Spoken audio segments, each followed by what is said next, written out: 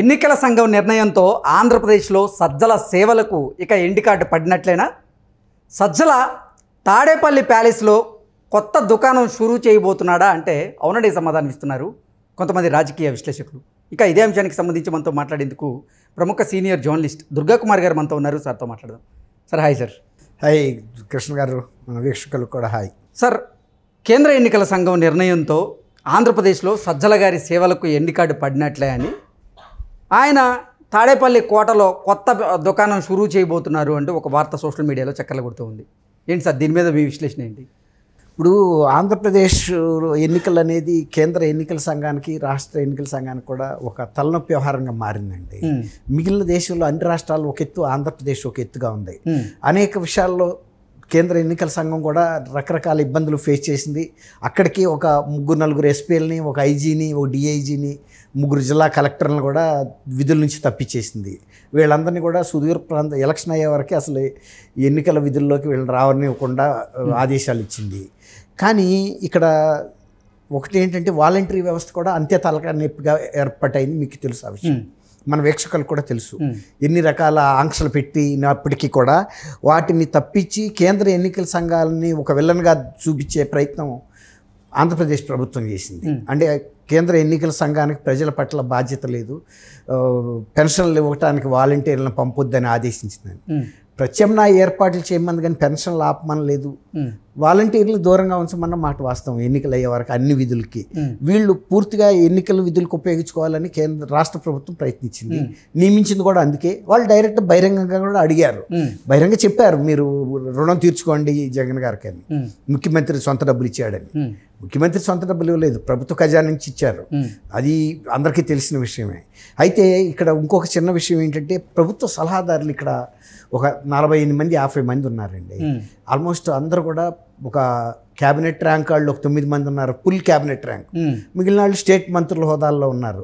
వీళ్ళందరికీ విపరీతమైన శాలరీలు, వస్తువులు, కార్లు, అసిస్టెంట్లు, ఇవన్నీ కూడా రెసిడెన్సెస్ ఇవ్వటం.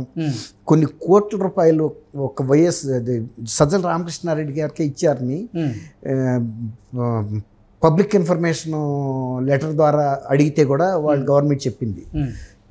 తర్వాత ఆయన ప్రతిదానికి ముఖ్యమంత్రి, ఇతర మంత్రులు కానీ లేకపోతే ఇతర నాయకులు, వైఎస్ఆర్సీపీ నాయకులు కూడా చేయని విమర్శల్ని ప్రతిపక్ష నాయకుల మీద వ్యక్తిగత విమర్శలు చేయటం బాగా ఇబ్బందికరంగా.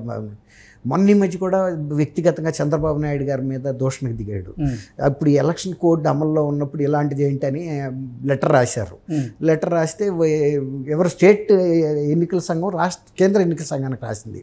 ఈయన ఎలా పరిస్థితి, ఏ కేటగిరీలోకి తీసుకోవాలి, ఆయన ప్రభుత్వం నుంచి ఒక క్యాబినెట్ మంత్రి శాలరీలు, ఇతర పర్కులు, అలవెన్స్లు తీసుకుంటున్నారు. కానీ ఆయన వైఎస్ఆర్సీపీ పార్టీ కార్యకర్త. ఆయన ఒక జీవో ద్వారా నియమితుడయ్యాడు, కానీ ఆయన సివిల్ సర్వెంట్ కాదు. కాబట్టి సివిల్ సర్వెంట్స్ మీద వీళ్ళకి పూర్తి అధికారం ఉంటుంది. ఈయన ఒక జీవో ద్వారా ఏ ప్రభుత్వం ఉంటప్పుడు ఆ ప్రభుత్వం జీవోలు ఇచ్చి నియమించుకుంటుంది ఇలాంటి వాళ్ళని. ఆ ప్రభుత్వం వరకే వాళ్ళు పదవిలో ఉంటారు, తర్వాత వెళ్ళిపోతారు. ఇప్పుడు ఈ ప్రభుత్వం చివరి దశకు వచ్చేసింది. రేపు ఎన్నికల్లో ఏం జరుగుతుంది అనేది కేంద్ర ఎన్నికల సంఘం, రాష్ట్ర ఎన్నికల సంఘం అనవసరం. కానీ ఎన్నికల కోడ్ని గౌరవించాల్సిన బాధ్యత అయితే ఆ సంస్థలకు ఉంది, అవి రాజ్యాంగ వ్యవస్థలు కాబట్టి.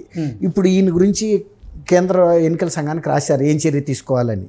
ఏం చర్య తీసుకోవటం ఉంది, ఆయన ప్రభుత్వం నుంచి వేతనాలు తీసుకుంటున్నాడు, ప్రభుత్వ ఉద్యోగిగానే భావించి ఆయనకి వార్నింగ్ ఇవ్వండి. ఇప్పుడు ప్రోటోకాల్ డిపార్ట్మెంట్ ద్వారా పొలిటికల్ సెక్రటరీ ఉంటారు కదా, జిఏడి, జనరల్ అడ్మినిస్ట్రేటివ్ డిపార్ట్మెంట్లో పొలిటికల్ సెక్రటరీ యువరాజ్ అని ఉన్నాడు. ఆయన ద్వారా మీరు ఒక నోటీసులు ఇవ్వండి అందరికీను, ఎవరు కూడా ఎన్నికల ముగిసే వరకు కూడా ఎవరు ఇట్లాంటి విమర్శలు చేయకూడదు అని వార్నింగ్. దాంతో సజ్జల రామకృష్ణారెడ్డి గారు ప్రెస్ కాన్ఫరెన్స్లు పెట్టి ప్రతిపక్ష నాయకులను విమర్శించడం తగదు, చేయలేడు. ఇంకోటి ఏంటంటే ఇందులో చెప్పుకోవాల్సింది, మొన్న కేంద్ర ఎన్నికల సంఘాన్ని దోషిగా నిలబెట్టడానికి జగన్మోహన్ రెడ్డి, సజ్జల రామకృష్ణారెడ్డి గారు కూడా ప్రయత్నించాడు.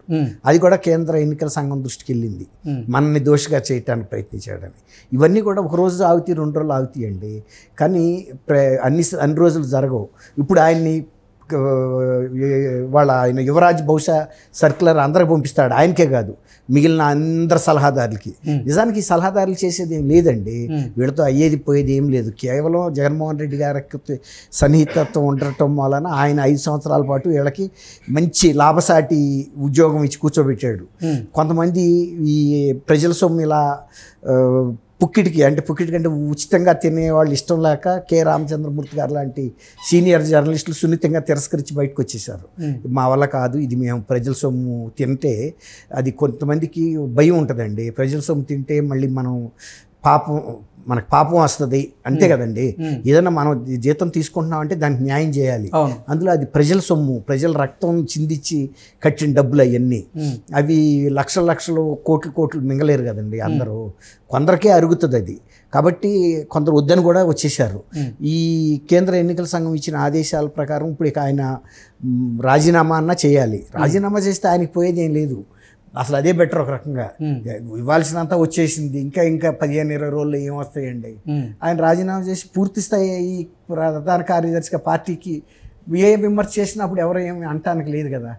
బహుశా అదే చేయొచ్చు. ఆయన సజ్జల రామ తాడేపల్లి ప్యాలెస్లోనే కూర్చుని, ఎట్లాగూ చీఫ్ మినిస్టర్ గారు అయితే ఇవన్నీ పట్టించుకోలేడు కాబట్టి ఆయన డిఫెక్టో చీఫ్ మినిస్టర్గా, పార్టీ అధ్యక్షుడిగా ఇంకా కొంచెం ఓపెన్గా బయటకు వచ్చేయడానికి అవకాశం ఉంది. ఇప్పుడంటే కొంచెం సాటుగా తల్లిసాటు బిడ్డ అన్నట్టుగా ఉంది. ఆయన పూర్తిగా ప్రభుత్వ ఉద్యోగ తెలియట్లా, పార్టీ కార్యకర్త తెలియట్లేదు. ఇక ఇప్పుడే ఉంది, రాజీనామా చేసేస్తే బహుశా రాజీనామా చేసినా చేసేయచ్చు. ఓకే, సజ్జల రామకృష్ణారెడ్డి గారు ఎన్నికల వ్యూహకర్తగా మారబోతున్నారు. జగన్మోహన్ రెడ్డికి ప్రశాంత్ కిషోర్ గారి స్థానాన్ని సజ్జల రామకృష్ణారెడ్డి గారు భర్తీ చేయబోతున్నారు అంటూ కూడా కొన్ని వార్తలు. ఆయన ఎప్పుడో చేసేసాడు. అది చేయబట్టే ఇప్పుడు జగన్మోహన్ రెడ్డి గారికి ఈ స్థితి వచ్చింది. రేపు ఓడిపోయే పరిస్థితి వచ్చిందంటేనే కారణం అలాంటి సలహాదారుల వల్లే. ఖచ్చితంగా రేపు ఎన్నికల్లో ఆయనకి అన్ని ఇప్పటికే ఈ నేషనల్ లెవెల్ ఏజెన్సీల సర్వేలు అన్నింటిలోనూ కూటమి బలం ఎక్కువగా ఉందని వస్తుంది.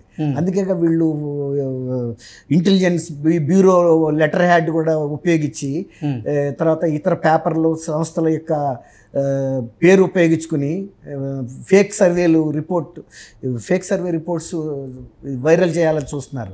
అంటే కూటమికి వచ్చే అన్ని సీట్లు ఏమో వైఎస్ఆర్సీపీకి వస్తున్నట్టు, వైఎస్ఆర్సీపీకి వస్తున్న సీట్లు తక్కువ సీట్లు డబుల్ డిజిట్స్ ఏమో వీళ్ళకి వస్తున్నట్టు, కూటమికి ట్రిపుల్ డిజిట్స్ ఏమో వాళ్ళకి వస్తున్నట్టు చూపించుకుంటున్నారు. అందులో ఫస్ట్ స్టెప్ సొల్యూషన్ అని ఒక వెటర్నరీ మందులు తయారు చేసే కంపెనీ కూడా ఒక సర్వే చేసినట్టు ఇచ్చారు వాళ్ళకి. ఆ కంపెనీ పేరు కూడా తెలీదు అది ఏం ప్రోడక్ట్ చేస్తుందని. తీరా మీలాంటి వాళ్ళు ఈ దీంట్లో గూగుల్లో చూస్తే అది పశువుల్లో వచ్చే రొమ్ము ఇన్ఫెక్షన్లకి మందులు తయారు చేసే కంపెనీ, అది ఎన్నికల సర్వే చేసినట్టు అందులో వీళ్ళు గెలుస్తున్నట్టు ఇచ్చారు.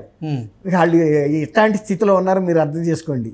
ఏదో రకంగా ప్రజలను బెమ్మ చేసి కిందసారి ఎట్లాగైతే గెలిచామో, ఎన్ని అబద్ధాలు చెప్పైనా సరే ప్రజలకి ప్రతిపక్షాలని నిందేసి, ఇప్పుడు ఆయన మీద జరిగిన గులకరాయి కేసు కూడా తెలుగుదేశం ఉందనే దీని మీద ఆ కుర్రాళ్ళని అరెస్ట్ చేసి తిస్త్రహింసలు పెట్టి తెలుగుదేశం ఆయన పేరు ఏంటి సెంట్రల్ నుంచి బోండా ఉమా మీద పెట్టాలి. బోండా ఉమా అంటే తర్వాత నెక్స్ట్ చంద్రబాబు గారు, మళ్ళీ ఈయన లోకేష్, వీళ్ళ మీదకి తీసుకొచ్చి ఏదన్నా ప్రజల్లో నమ్మకం కొంతైనా నమ్మితే గెలుస్తామని ఆశ అండి.